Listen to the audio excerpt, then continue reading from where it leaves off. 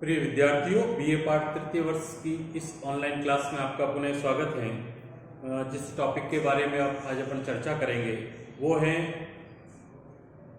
सामाजिक धार्मिक सुधार आंदोलन, यानी 18वीं शताब्दी या 19वीं शताब्दी के प्रारंभ में किस प्रकार से भारत में सामाजिक और धार्मिक सुधार आंदोलन हुए और उसका क्या परिणाम रहा, उसके बारे में अपन चर्चा करें। उसके क्या कारण थे, क्या ऐसी आवश्यकता पड़ी कि भारतीय जो पुरातन धर्म है या समाज है उसमें सुधार करने की आवश्यकता पड़ी। 19वीं शताब्दी मूल रूप से बहुत महत्वपूर्ण मानी जाती है और ये परिवर्तन, क्योंकि उस समय भारतीय जो समाज था वो भारतीय समाज और धर्म दोनों, विशेष रूप से हिंदू धर्म और जो है मिथ्या आडंबरों, कुरीतियों और अंधविश्वासों में जकड़ा हुआ था।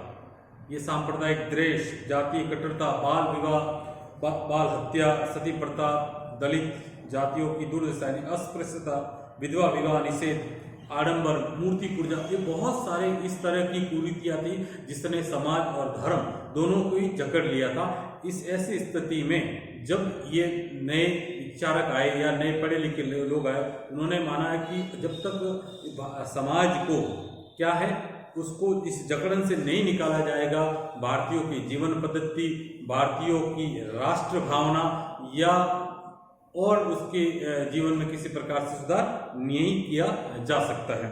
तो उसमें राजा राम मोहन राय ने स्पष्ट रूप से लिखा था कि मुझे खेद के साथ कहना पड़ रहा है कि धर्म के वर्तमान ढांचे ने हिंदुओं को इस बुरी तरह से जकड़ रखा है कि उनके राजनीतिक हितों के बारे में कुछ भी नहीं किया जा सकता है। जाति भेद व जातीय अभिमान ने उन्हें अनगिनत वर्गों व उप वर्गों में बांट दिया। ये उस समय की जो समाज और धर्म की स्थिति थी उसका आंकलन कर रहे हैं। इसमें देश प्रेम की भावना पूरी तरह से खत्म हो गई है। सैकड़ों तरह के धार्मिक रीति रिवाज, धार्मिक समारोह व शुद्धिकरण के नियम ने उसे इस कदर बांध रखा है कि कोई जोखिम का काम हाथ में लेने लायक नहीं रह गए। इसलिए मेरे ख्याल से अब जरूरी हो गया है कि हिंदू धर्म के स्वरूप में कुछ परिवर्तन लाया जाए और कम से कम हिंदुओं के राजनीतिक व सामाजिक हितों के लिए ऐसा करना बेहद आ सके। यानी कि इस प्रकार का समाज था जिस प्रकार का राजा राम मोहन राय ने किया, इस कारण से सामाजिक धार्मिक सुधार आंदोलन करने आवश्यक हुए और जीवन पद्धति में सुधार लाने की आवश्यकता पड़ी। अब इसके क्या कारण रहे हैं, किसने प्रेरित किया कि इस तरह का मूवमेंट किया जाए, उसमें सबसे प्रमुख था पाश्चात्य शिक्षा व सभ्यता का प्रभाव। 19वीं शताब्दी के प्रारंभ में जो शिक्षा का स्वरूप रहा है, यद्यपि पाश्चात्य, एंग्लो और पाश्चात्य इन दोनों ही में विवाद रहा, लेकिन अंतिम रूप से जो शिक्षा पद्धति और पाठ्यक्रम है वो मैकाले के अनुसार अंग्रेजी शिक्षा और विदेशी पाठ्यक्रम को सम्मिलित किया जाए। तो ये जो पढ़े लिखे, उस शिक्षा दीक्षा में पढ़े लिखे लोग थे, उन्होंने ये जाना कि वास्तविक रूप से जो यूरोप में जिस प्रकार से सुधारवादी मूवमेंट हुए हैं या पुनर्जागरण हुआ, तो उसके पीछे सबसे बड़ा जो कारण था वो मानव था और मानव का मानवतावाद, व्यक्ति की स्वतंत्रता, व्यक्ति का जीवन था। तो ऐसी स्थिति में इस पाश्चात्य शिक्षा के कारण व्यक्ति तर्क और अन्वेषण को उसने स्थान दिया गया। परंपरागत रूप से जो रूढ़िवादी व्याख्याएं थी या परंपराएं थी, उनको तर्क के कसौटी पर उसने मापदंड मूल्यांकन करने की सोची और जब वो जो प्रासंगिक नहीं है उनको हटाने की कोशिश की गई कि बहुत सारी ऐसी विधाएं थी जो तर्क के आधार पर उपयुक्त नहीं थी। तो ये किससे हुआ? पाश्चात्य शिक्षा के संपर्क में आए, पाश्चात्य साहित्य के संपर्क में आए। जब उन्होंने कहा कि ये लोग यूरोप में इस तरह से कर सकते हैं, तो भारतीय जो समाज है, धर्म है, वो भी इन्हीं अंधविश्वास और रीति रिवाजों और परंपराओं से झगड़ा हुआ है, तो इनके आधार पर परिवर्तन किया जा सकता है। दूसरा है ईसाई मिशनरीज का प्रभाव। भारत में ब्रिटिश शासन व्यवस्था, भले ब्रिटिश जो यूरोपीय थे वो व्यापारी के रूप में आए, फिर एक राजनीतिक शक्ति के रूप में भारत में स्थापित हुए, लेकिन इनके साथ साथ जो ईसाई मिशनरीज आई हैं वो इनसे पहले ही भारत में प्रवेश कर चुकी थी। और जब इनकी शासन व्यवस्था आई तो इन लोगों ने शासन के साथ साथ इस मिशनरीज ने अपने धर्म के प्रचार, विशेष रूप से जो दलित समुदाय थे या पिछड़े लोग थे, वहां पर हिंदू धर्म की कट्टरता और यहाँ की कुरीतियों के आधार पर उनको ईसाई में कन्वर्ट करने की कोशिश की गई। तो ये जो लोग थे, जो नए पढ़े लिखे लोग थे, इन्होंने माना कि अगर हमारे धर्म को, हमारे समाज को इस समय पे परिवर्तन नहीं किया तो उनके समाज को क्या है वो दूसरी तरफ से क्या हो सकता है, डाइवर्ट हो सकता है। अपन प्राचीन काल में भी देखते हैं कि जो जैन धर्म या बौद्ध धर्म का उद्भव था वो पौराणिक धर्म में आई हुई जो जकड़ताएं थी या कुरीतियां थी या बुराइयां थी या उसका कर्म कांडों की जटिलता के कारण वो परिवर्तन हुआ। तो यहाँ पर भी उनको लगा कि किसी न किसी रूप से अगर अभी समाज के स्वरूप या धर्म के स्वरूप में परिवर्तन नहीं किया, उसकी परंपराओं में जो तर्क के आधार पे सही नहीं है, उनको अगर परिवर्तन नहीं किया तो उनके जो लोग हैं या धर्म है वो दूसरी तरफ जा सकता है। तो ईसाई मशीनरीज का बहुत अधिक मात्रा में इस धार्मिक सुधार आंदोलन को प्रभावित करने में रहा है। विदेशी संपर्क और भारतीय संस्कृति के गौरव का ज्ञान, मूलतः जो एक बहुत बड़ा पीरियड रहा है मध्यकालीन पीरियड, वहां पर जो भारतीय था, विशेष रूप से भारत रहना, वो एक अंधकूप की स्थिति में रहा, वो बाह्य लोगों से कट गया था। ऐसी स्थिति में जब ये ब्रिटिश या ईस्ट इंडिया कंपनी की भारत में शासन व्यवस्था आई तो ये लोग इनके संपर्क में आए, और उनके संपर्क में आने से क्या हुआ कि उनको अपनी जो संस्कृति थी उस संस्कृति के गौरव पैदा होने लगा। क्योंकि मूल रूप से जो भारतीय प्राचीन संस्कृति रही है, वो प्राचीन जो संस्कृति रही है वो बहुत ही गौरवमय रही है।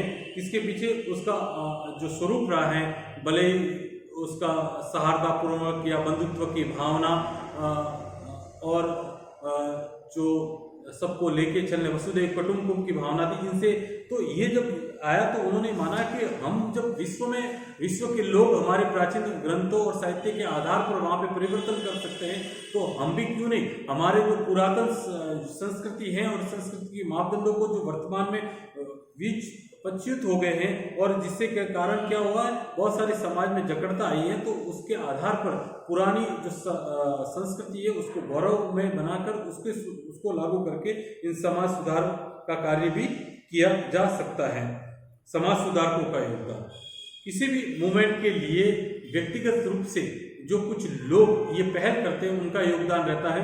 तो यहाँ पर भी इस सामाजिक धार्मिक मूवमेंट को जिस प्रकार से परिवर्तन अपने को बाद में दिखते हैं और उन्होंने भारतीय राजनीति को भी प्रभावित किया, उसके पीछे जो समाज सुधारक थे, भले ही वो भारतीय आधुनिकता के जनक राजा राम मोहन राय, उनका सबसे अधिक योगदान रहा है। वो उनका स्पष्ट रूप से मानना था कि भारत में भारतीयों की जन जागृति के लिए आपको पाश्चात्य विचारों को, पाश्चात्य पाठ्यक्रम को, उसकी शिक्षा पद्धति, उसके माध्यम को एडॉप्ट करना पड़ेगा, और जब वो एडॉप्ट करेगा तब वो जानेगा कि वास्तविक रूप से मानव की अपनी क्या आवश्यकता है और मानव का स्वरूप क्या है। वो तर्कवाद और अन्वेषण के आधार पर अपनी नई जो जीवन पद्धति को फहराएगा। तो ये एक था आर्य समाज के महर्षि दयानंद सरस्वती, जिन्होंने पुनः वेदों की ओर लौटने की बात की, स्वधर्म, स्वभाषा, स्वदेश और स्वराज्य की सिद्धांतों की उसने स्थापना करने की कोई।